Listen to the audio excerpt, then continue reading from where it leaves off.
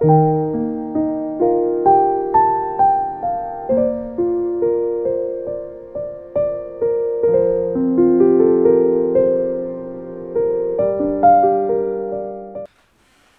ek groet die een en elkeen dan in die kosbare en dierbare naam van ons Here Jesus Christus. Baie dankie vir elkeen van julle wat hier is vanoggend. Ek weet die wêreld waarin ons leef is vol van griep en vol van allerlei siektes en kwale, en ek weet hier's 'n hele paar mense wat vandag gekom het terwyl daar mensies by die huis is wat siek is, en ons waardeer dit regtig uit ons harte uit. Baie dankie vir elkeen wat die moeite gedoen het om hier te wees vanoggend.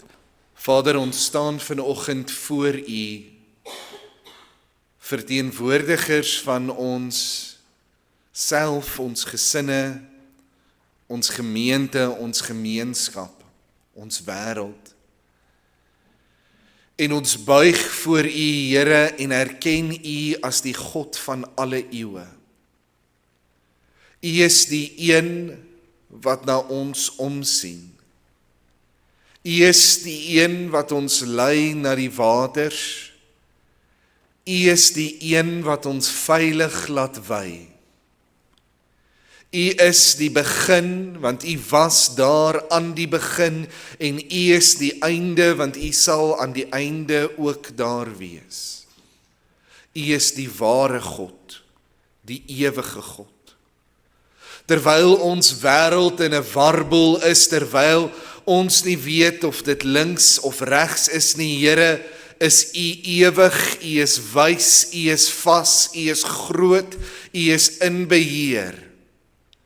En daarom kom ons vanoggend, Vader, as U kinders en buig voor U troon en erken dat U die herder is. Erken dat ons nie U plan hoef te verstaan nie, maar dat ons onsself daarby kan skaar en dit kan aanvaar en deel maak van ons lewens.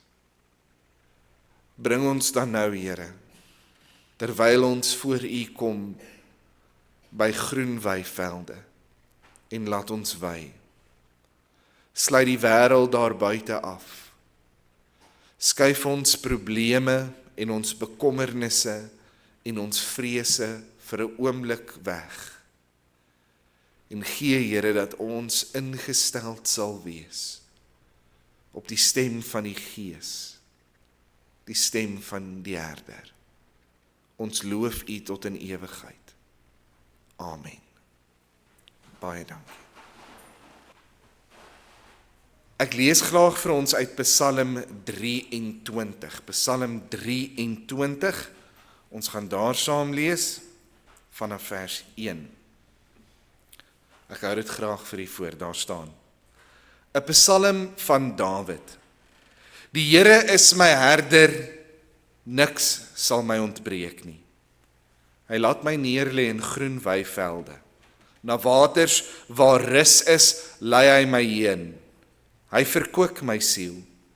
Hy lei my in die spore van geregtigheid om sy naam ontwil. Al gaan ek ook in 'n dal van doodskade wee, ek sal geen onheil vrees nie, want U is met my. U stok en U staf, die vertroos my.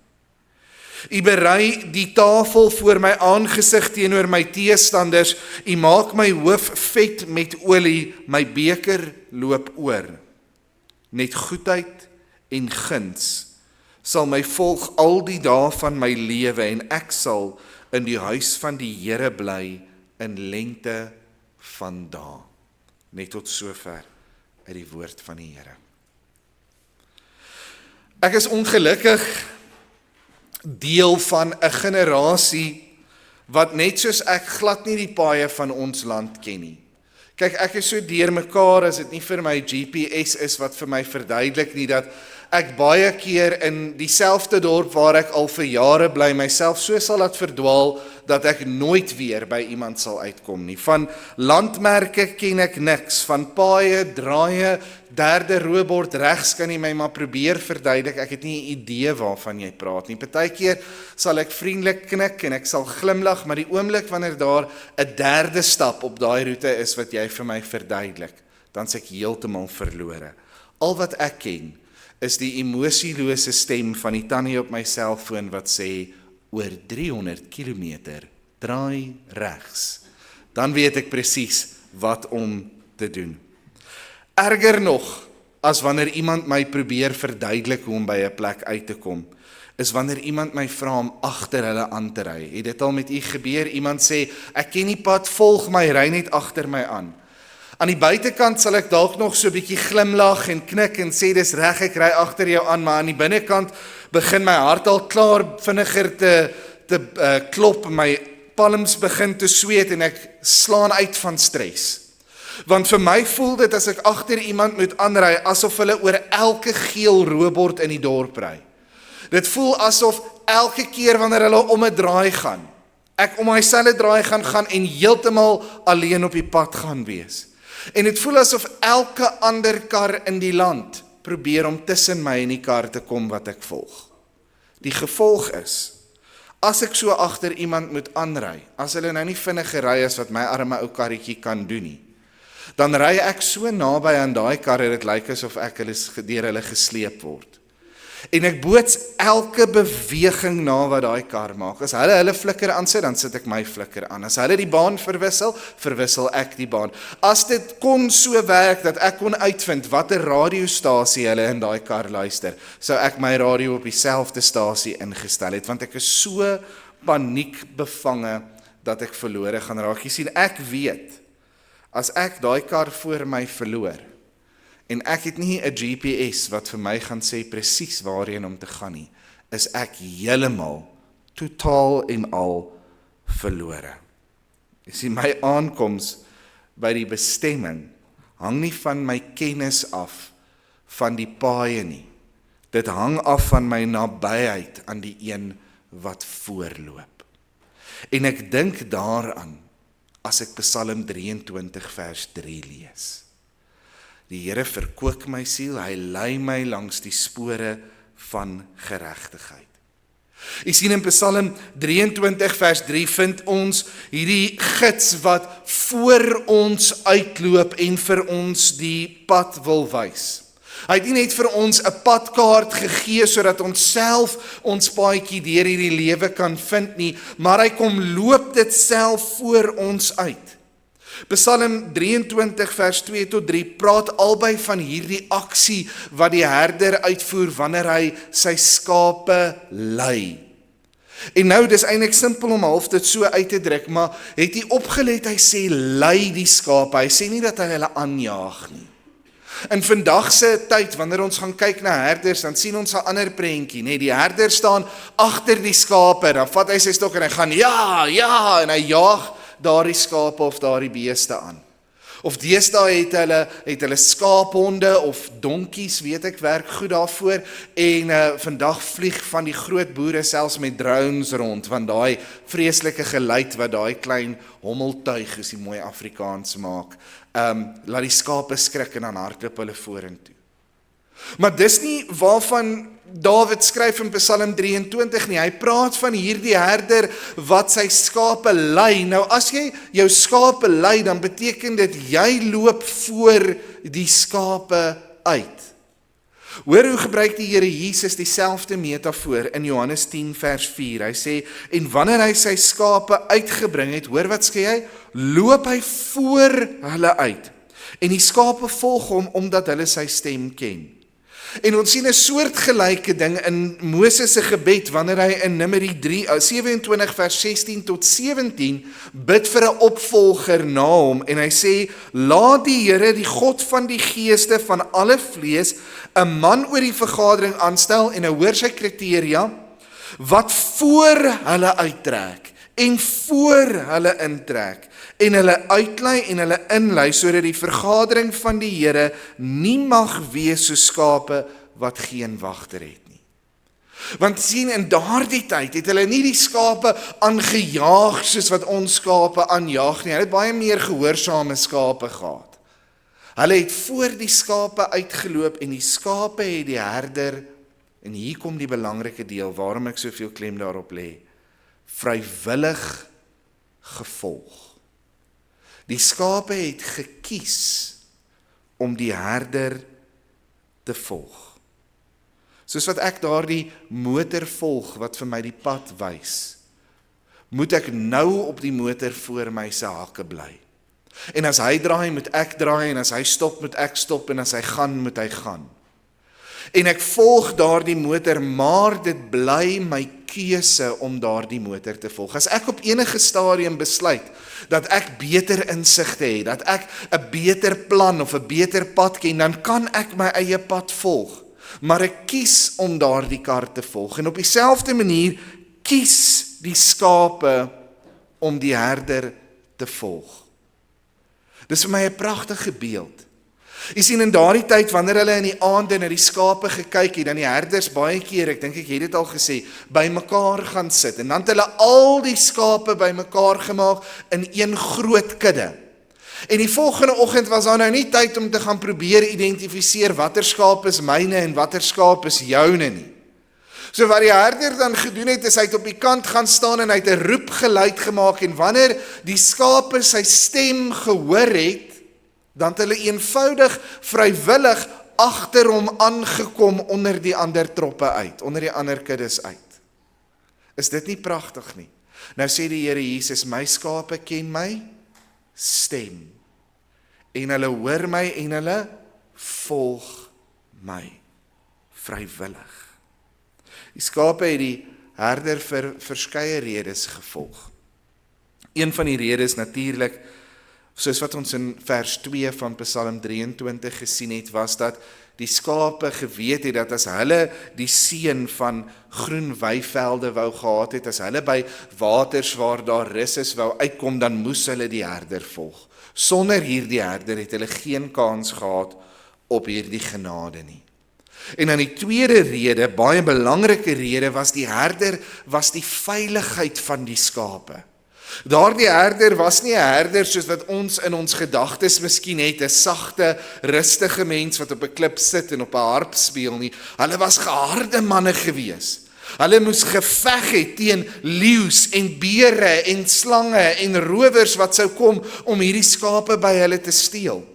En dan het hulle nog die skape beskerm teen die terrein. Daar was skeure en klowe en bosse waarin die wol van hierdie skape vasgevang geraak het en waarin hulle vasgesit het. Maar die skape het geweet, as hulle op die roete van die herder bly, as hulle hierdie herder baie noukeurig navolg, op sy hakke bly, dan is daar veiligheid en dan is daar voeding en weivelde en stil waters. My liewe vriende, Dawid noem ons skape van die groot herder, omdat die gelykenis tussen ons en hierdie skape so eenvoudig is. Ons hoor die stem van die Here in ons lewens, maar ons moet vrywillig kies om agter hom aan te stap. Daardie aanstap agter die Here, net soos met die skape, is 'n keuse wat ons moet maak. 'n Keuse om te sê, nie my wil nie, Here, maar U wil. 'n Keuse om te sê, nie wat ek goed dink nie, maar wat U goed dink. 'n Keuse om te sê, dit wat U sê is altyd reg, heilig en waarheid, al stem ek nie daarmee saam nie, al hou ek nie van dit wat die Here vir my sê nie. Die staproete wat hierdie skape agter hierdie herder aangevat het, was nie altyd maklik om te stap nie. Jy sien, om agter jou herder aan te stap is die veiligste vir die skape, maar dis nie maklik nie. Vandag is jy op die groen weivelde, môre is jy in die dal van doodskade weer, maar stap moet jy kies om te stap. En vanoggend wil ek 3 gedagtes met u deel. En in hierdie 3 gedagtes wil ek hê dat ons vir 'n oomblik moet dink, wat beteken dit regtig as ek agter die Here wil aanstap? En nou gaan ek die preek so 'n bietjie onderste bo doen, want ek gaan eers by die oproep kom, nee, daar waar ek nou aan die einde van die boodskap sê wat ek eintlik wil hê. Ek wil hê elkeen van ons moet vanoggend in hierdie kerk sit en ons moet vir die Here sê, Here, ek wil U volg. Ek hoor vanoggend U stem, ek aanvaar dat U my herder is, ek wil een van die skape wees, ek is een van die skape, ek kom uit na die herder toe en ek wil agter U aanloop, met respek gesê, ek wil op U hakke bly, daar waar U trap, wil ek trap, daar waar U gaan, wil ek gaan, daar waar U is, daar wil ek wees, ek wil U volg, maar, voordat ons daardie keuse maak, moet ons weet wat dit beteken om die Here te volg. En daarom hierdie 3 gedagtes. Die eerste van die 3, om hom te volg, is om my van my eie weë te bekeer. En ek haal net as ondersteuning aan 1 Petrus 2 vers 25, want julle was soos dwaalende skape, maar nou het julle teruggekeer na die herder en opsiener van julle siele. Nou, daardie eerste frase van Psalm 23 sê, hy verkoop my siel. En daardie frase klink vir my so verfrissend, dit klink vir my so lekker om na te luister, want verkoeking, as ek nou moet dink aan die woordjie verkoeking, dan dink ek om weer vars en weer nuut te wees, is dit nie? As dit nou 'n baie warm dag was deur die dag en jy kom by die huis en jy spring so deur 'n yskoue swembad en jy klim daar aan die ander kant uit, dan voel jy sommer verkook, weer nuut gemaak, nê? Nee. Of as jy lank op reis was en jy kom uiteindelik weer by jou eie huis en jy klim in 'n stort en jy stort lekker en jy klim daar uit, dan voel jy sommer weer vars en nuut, dan voel jy verkook. Maar nou ongelukkig, woorde se definisies verander so bietjie oor tyd. En die verkook in Psalm 23 vers 3 beteken nie meer om vars te word nie. Die woorde wat Dawid gebruik wanneer hy skryf, hy verkook my siel, is die woordjie nafshi yeshufef. Ja, nafshi yeshufef. Nou dis verskriklike Hebreëus, maar nafshi beteken siel. En in die raamwerk van die Ou Testament het dit verwys na die hele binnewêreld van die mens. Met ander woorde, sy siel, sy gees, sy hart, sy gedagtes, sy hele binnewêreld, sy hoop, sy drome, sy hele menswees is die nafshi, die siel. Maar dan die woordjie yeshufef, wat as verkook vertaal is, beteken om terug te draai in die oorspronklike taal. Nou die woord is 325 keer in die Bybel as terugkeer vertaal. Een van die voorbeelde daarvan vind ons in Genesis 3 vers 19. Daar staan, in die sweet van jou aangesig sal jy brood eet, totdat jy terugkeer, Jesofef, na die aarde, want daaruit is jy geneem, want stof is jy en tot stof sal jy terugkeer, Jesofef, gebruik weer daardie woord. Die woord is vertaal as om terug te gaan, om weer te begin, om herstel te word, en dan in ou Afrikaans het dit ook beteken verkook. Met ander woorde, verkook beteken om weer terug te gaan na die oorspronklike toe, om weer nuut gemaak te word. Nou wanneer Dawid hierdie woord gebruik hy nie hierdie woord as die woordjie vars word nie. Hy gebruik dit as die woordjie terugkeer. Op dieselfde manier as wat dit in 2 Kronieke 24 gebruik word. In 2 Kronieke 24 is daar 'n baie interessante verhaal. Koning Joas kom aan bewind van Israel. Nou, koning Joas se pa het die Here gedien en die volk in die weë van die Here gelei, maar soos kinders maar is, dink hulle paas weet niks nie, en toe hy aan bewind kom, toe breek hy alles af wat sy pa gedoen het, en hy lei die volk weg van die Here af om heilige boomstompe te aanbid. En dan kom die Here in 2 Kronieke 24 vers 19 en hy stuur die profete en hy sê vir hulle, hy het die profete onder hulle uitgestuur om hulle na die Here terug te bring. Nou raai wat is die woord vir terug te bring daar? Dis die woord Jesofef, om hulle terug te bring. Wanneer Dawid hierdie gedeelte gebruik, dan praat hy van hierdie skape wat agter die Here aanloop. Nou skape, soos ek al gesê het, is bietjie ADHD. Nee, hulle aandagspan is nie so wonderlik nie. So hulle loop agter die Here aan en dan vang iets hulle aandag en dan begin hulle so bietjie daar te kyk en dan loop hulle waar hulle kyk en voordat hulle self kan kry, het hulle so bietjie op 'n dwaalpaadjie geloop. En hierdie Nafshi Jesofef beteken die herder kom en hy tik daai skapie net weer terug, sodat daai skapie homself weer terug kan kry na die oorspronklike pad toe, weer terug kan kry na waar hy moet gaan. Nou wat vir my baie interessant hier is dat dit nie die skaap is wat die Jesofef doen nie. Dis nie die skaap wat homself terugkeer nie. Wie keer hom terug in Psalm 23 vers 3? Die Here, die herder. En ons sien dat die herder die bekering bewerk. Nou hoor vir interessantheid, wat skryf die profeet Jeremia in Klaagliedere 5 vers 21, en hy gebruik vir interessantheid ook hierdie woord Jesofef vir die woord bekeer. Hy sê, bekeer Jesofef ons tot U, Here. Wie doen die bekeerwerk? Die herder, die Here. Dan sal ons bekeer. Vernuwe ons dae soos in die dae van die voortyd. Die Here doen die bekeerwerk, die terugdraai. Nou vra mens baie keer, hoe werk dit? Is dit dan nou die Here wat my weer op die pad moet hou, moet ek nou maar net niks doen nie en die Here sal my terugbring wanneer hy reg is? En die antwoord daarvoor is, ja, die Here draai ons terug. Ons kan daardie terugdraai van die Here weerstaan. Met ander woorde, ons kan soos 'n hardkoppige skaap wees. En as die Here ons terugtik op die pad, kan ons wegdraai al hoe verder van die pad af. Handelinge 7 vers 51 sê, julle hardnekkiges en onbesnedenis van hart en ore, julle weerstaan altyd die Heilige Gees, net soos julle vaders, so ook julle.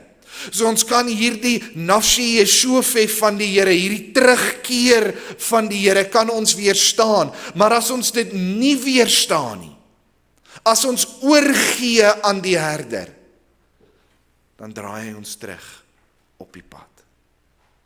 Nou dis vir my eintlik baie kosbaar. Kom ek verduidelik dit op 'n praktiese manier. Jy sien, daar's baie van ons wat sukkel met sondes in ons lewens. Ons sukkel met afdraaipaadjies. Koos Du Plessis het reg geskryf, elke afdraaipaadjie ken ek, elke keer het ek verdwaal. Het almal van ons dit nie ook al gebid en gevoel nie? Here, my aandag was afgelei en toe ek my weer kon vind, het ek in hierdie afdraaipaadjie verlore geraak. En nou vra baie mense vir my, maar hoe kom ek dan terug op die pad as ek afgedraai het? Baie eenvoudig. Moenie die herder weerstaan nie. Gee eenvoudig oor aan die herder. Erken dat die paadjie waarop jy geloop het nie die regte pad is nie. Luister na die stem van die Heilige Gees wat hier aan die binnekant praat. Kan ek dit prakties maak? Meeste van u weet dat toe ek in die wêreld vasgevang was, het ek nog gesukkel met rook. Ek het gerook. En rook is 'n aaklige gewoonte, dis 'n dwelmmiddel, dit hou jou vas in jou lewe, dis baie moeilik om te los. En baie keer het ek gerook en dan praat die Here met my oor daardie rook. Dan sê die Here vir my, dis nie die getuienis wat jy moet uitdra nie, dis nie hoe jy rentmeesterskap oor jou liggaam moet hou nie. Dan sê die Here vir my, as jy kinders gehad het, sou jy wou gehad het dat hulle moes rook. Nou hoekom rook jy dan, my kind? En elke keer wanneer die Here met my daaroor gepraat het, dan het ek allerlei verskonings vir die Here gegee. Ek het hom weerstaan. En dan sê ek vir die Here, ja Here, ek rook miskien, maar 'n volgende ou eet net wegneem etes en dis net so ongesond vir jou liggaam. Of 'n volgende ou oefen nooit nie en dis net so ongesond vir jou liggaam. En ek het al hierdie redes en al hierdie verskonings gehad en al hierdie maniere om die werk van die Here te weerstaan. En dan was daar kere wat ek wou ophou. Meeste van die tyd want dit was te duur.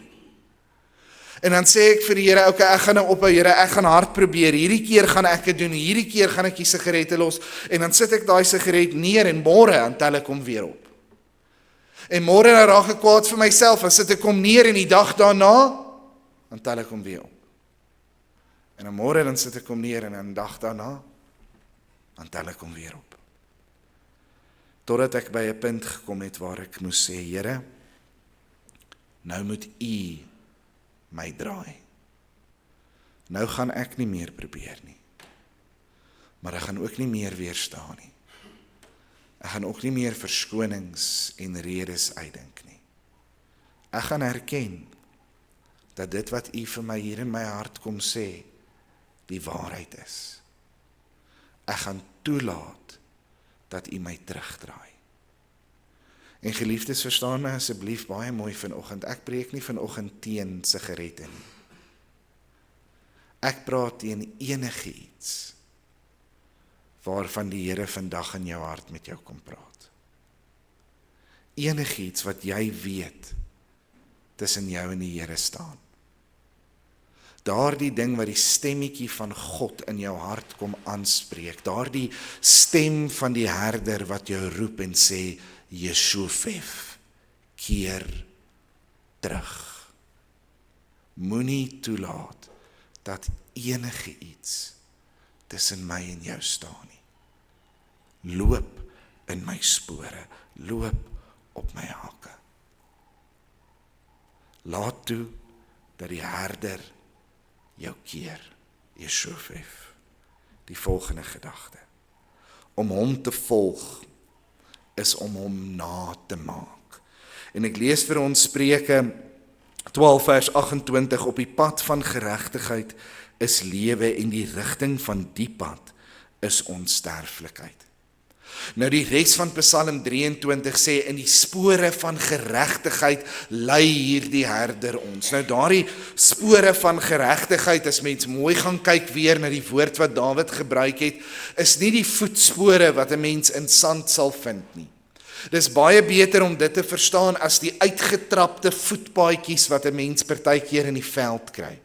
Jy het al gesien hier in die groenstroke in Sasolburg, sien jy daar is sulke paadjies wat al uitgeloop is deur die mense. Die grasies groei nie meer daaraan nie, hulle groei so langs die kante, want die gras weet al, daardie deel van die grond is al mooi uitgetrap, dis al goed deurgeloop. En wanneer Dawid praat van hierdie spore van geregtigheid, dan praat hy van hierdie uitgetrapte paadjies wat so in die veld verskyn. Nou in Dawid se tyd was dit 'n baie relevante voorbeeld. Want in die gebied wat hy gebly het, hierdie wildernis, was hierdie paadjies wat al uitgetrap is deur die mense. Maar van hierdie paadjies het jou by water en by veiding uitgebring. En van hierdie paadjies was absolute doodloopstrate. Jy het by van hierdie paadjies gekom en dan as jy hom gevolg het, het jy geloop tot by 'n plek waar die winterwaters die grond heeltemal weggespoel het. En dan staan jy voor hierdie skeur in die aarde en daar's nêrens om vorentoe te gaan nie en jy moet maar teruggaan op dieselfde paadjie.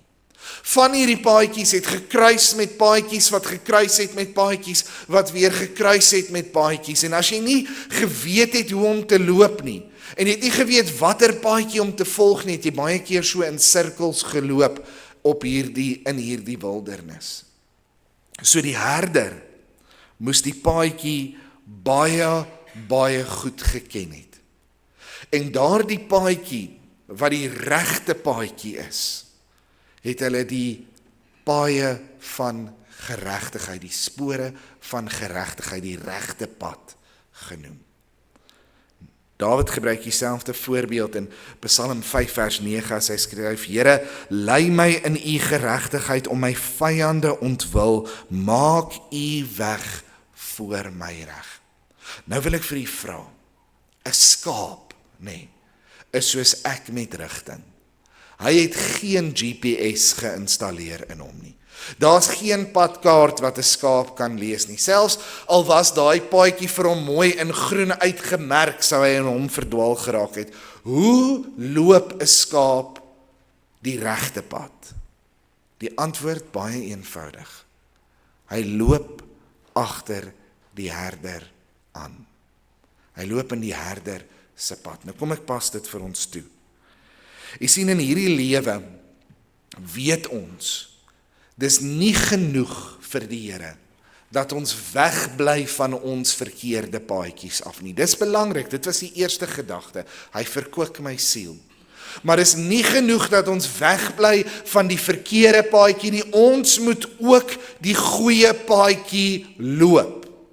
Jy kan nie wegdraai van jou eie pad af en gaan stil sit nie. Jy moet die goeie pad loop. Maar nou, om die regte ding te doen, om die goeie paadjie te loop, is nie so eenvoudig nie. Want alle situasies en omstandighede word nie vir ons in die Bybel uitgespel nie, word dit. Ek praat met iemand wat sê, hulle kollegas is baie ongeskik met hulle en hulle weet nie meer hoe om dit te hanteer nie. Of iemand wat vir my vertel, hulle kan nie meer dit hanteer as hierdie taksies voor hulle stop en net hulle flikkerligte aansit en dan is dit nou maar tot daarna toe, hulle stop nou in die pad nie. Ek gesels nou die dag met iemand wat frustreerd is met hulle broers en susters wat nie wil help om na hulle ouers te kyk nie. Met 'n man wie se huwelik uitmekaar uitval omdat sy vrou meer geld as hy verdien, of met 'n ma wat uitgeput is omdat haar man en haar kinders nie 'n hand bysit by die huis nie. En nou kyk 'n mens na al hierdie verskillende probleme, al hierdie situasies en mens gaan na die Bybel toe, maar daar is nie 'n padkaart wat sê presies hoe om hierdie situasie te hanteer nie. Ja, daar's verhale en beginsels en dinge wat ons kan toepas. Maar hoe weet ek presies hoe ek moet optree? Hoe weet ek presies wat die regte ding is om te doen? Die antwoord, vriende, is volg die herder. Dis hoe mense op die goeie pad bly. Jy vra jouself af, is die manier hoe ek my kollega hanteer, soos wat Jesus daardie kollega sou hanteer? Of my broers en my susters? Is dit hoe Jesus sy broers en sy susters sou hanteer? Die manier hoe ek optree, die dinge wat ek sê, die manier hoe ek dink, is dit wat Jesus sou doen? Is dit die paaie wat die Here Jesus sou loop? Is dit die gesindheid wat die Here Jesus sou hê? Want hy is ons enigste padkaart. Hy is 'n klinkklare definisie. Op een of ander manier weet ons, as ons van hom leer, as ons van hom lees in die skrif, weet elke kind van die Here amper instinktief wat Jesus sou doen. Jy moet net kies om dit te doen. Jy moet net kies om hy pad te loop. Draai jy die ander wang? Staan jy stil voor Pilatus? Loop jy 'n ekstra myl met daardie soldaat se gereedskap? Hang jy aan 'n kruis en sê, Vader, vergeef hulle want hulle weet nie wat hulle doen nie. Neem jou kruis op, sê die Here Jesus, en volg my na. In 1 Korintiërs 11 vers 1 skryf Paulus, wees my navolgers soos ek dit van Christus is. In 1 Petrus 2 vers 21, want hiertoe is julle geroep, omdat Christus ook vir julle gelei het, en julle 'n voorbeeld nagelaat het, sodat julle, hoor, sy voetstappe kan volg. As jy 'n goeie skaap wil wees, as jy op die pad van geregtigheid wil loop, liewe broer en suster, vra jouself hoe Jesus sou loop as hy in jou skoene is. Hoe Jesus sou optree, wat Jesus sou doen. My vroutjie sê partykeer vir my, hierdie Christen ding is nie altyd lekker nie. En dis gewoonlik wanneer ons trots moet sluk, wanneer ons onsself minste moet sit, wanneer ons moet vergewe soos hy vergewe het, lief hê soos wat hy lief gehad het, loop soos wat hy geloop het, praat soos wat hy gepraat het. Hy het nie dit maklik gehad nie. Hy het dit reg gehad. Loop agter die herder aan. Die derde en laaste gedagte. Om hom te volg is om sy naam ontwil. Psalm 106 vers 8 sê, maar hy het hulle verlos om sy naam ontwil, om sy mag bekend te maak. Hierdie laaste frase, daai paar woordjies, 4 woordjies aan die einde, om sy naam ontwil, sê party teoloë is die anker van hierdie hele psalm. Dit maak hierdie hele psalm sin maak. Jy sien, in daardie dae het die herder baie keer sy lewe amper afgelê vir hierdie skape. Hy het regtig gegaan en 'n leeu en 'n beer gaan veg vir hierdie skape. Ek het al baie keer gedink, as ek skape moes oppas en daar kom 'n beer aan, 'n beer. Ek gooi die swakste, kleinste skaapie naby na die beer toe en terwyl hy eet, hardloop ek. Daar's nie 'n kans dat ek teen 'n beer sal veg nie. Never mind nog 'n leeu. Ek weet nie eens of 'n slang regtig vir my sou 'n goeie geveg gewees het nie. Miskien as daar 'n sagte hasie was, het my skape 'n kans gestaan. Maar as mens die geskiedenis gaan lees, dan kom 'n mens agter waarom het hulle so erg na hierdie skape gekyk. Jy sien, vir 'n skaapwagter het dit baie gegaan oor sy eie reputasie. En sy reputasie was nie net 'n eerding nie, dit was nie net sodat mense na hom kan kyk en dink hy's wonderlik nie, maar dit was sy brood en botter. In die eerste plek het hulle gesê, as jy nie na die skape kan kyk nie, dan het jy 'n slegte reputasie gekry en dan het jy nie weer werk gekry nie. As 'n boer moes kies tussen 'n ou wat nog nooit 'n skaap verloor het nie en 'n skaap wat so 80% van die skape terugbring, het hy verseker seker die ou met die geen verlies van skape gekies. So as jy nie goed was met jou werk nie, het jy nie werk gehad nie en die werk was skaars. In daai tyd het jy die werk van jou pa gedoen. So as jy nie daai werk kon doen nie, het jy nie werk gedoen nie, dan het jy en jou gesin van armoede vergaan. Jou vrou mag nie gewerk het nie. Dis hulle kultuur. Verder sê Eksodus 22 vir ons, as jy van daai skape verloor het, was jy finansiëel aanspreeklik gehou vir daai skape. En as jy nie die geld gehad het om die 10 skapies wat die beer verskeer het, terug te betaal nie, dan moes hulle jou of jou vrou en kinders as slawe gaan verkoop het, sodat hulle die geld kon kry om daardie skape weer terug te kan koop.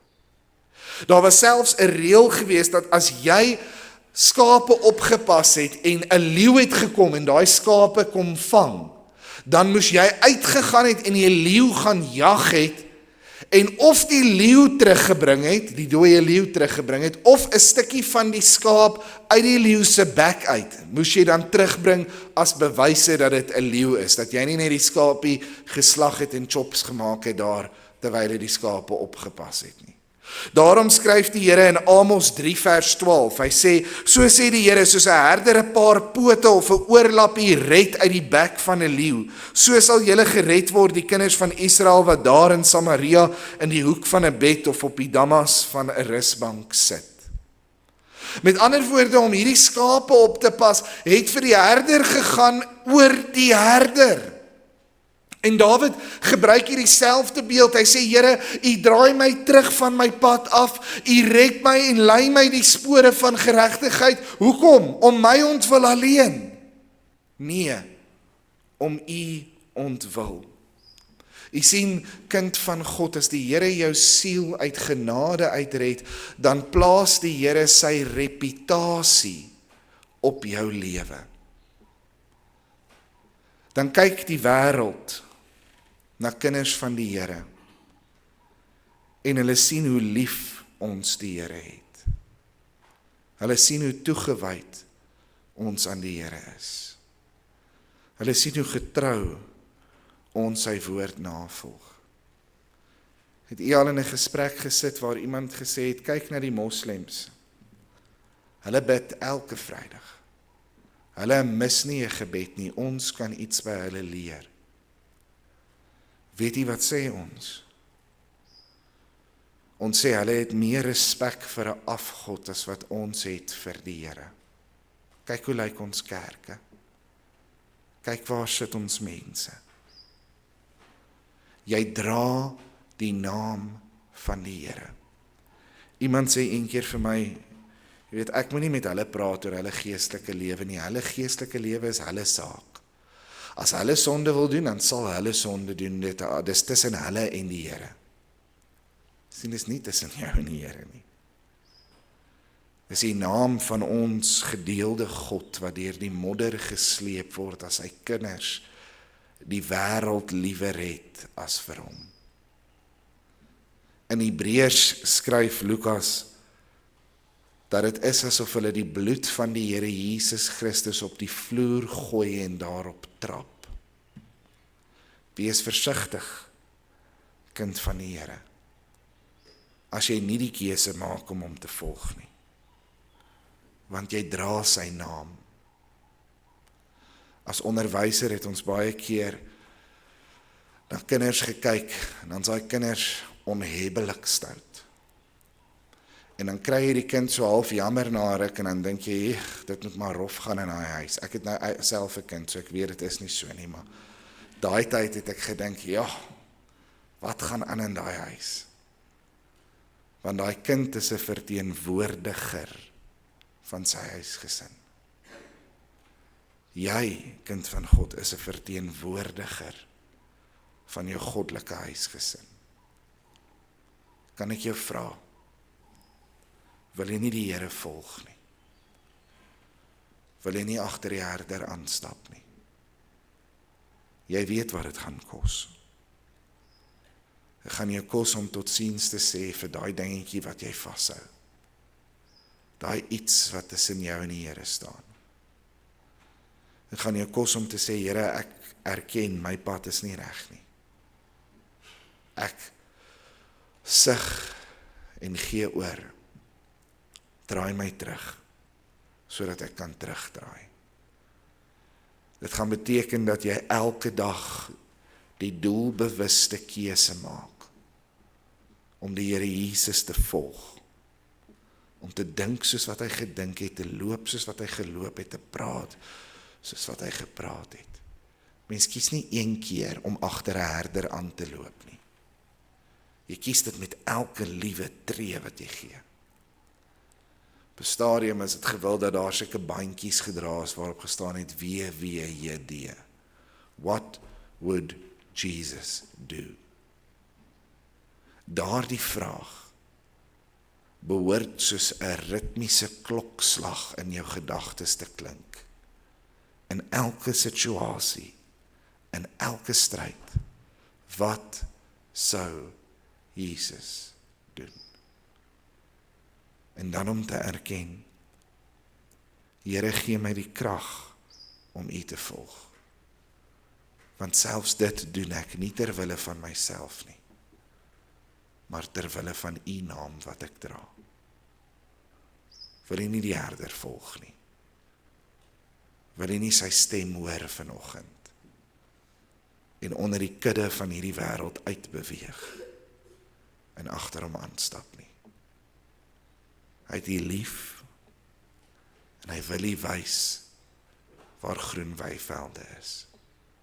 Kom ons bid saam. Amen.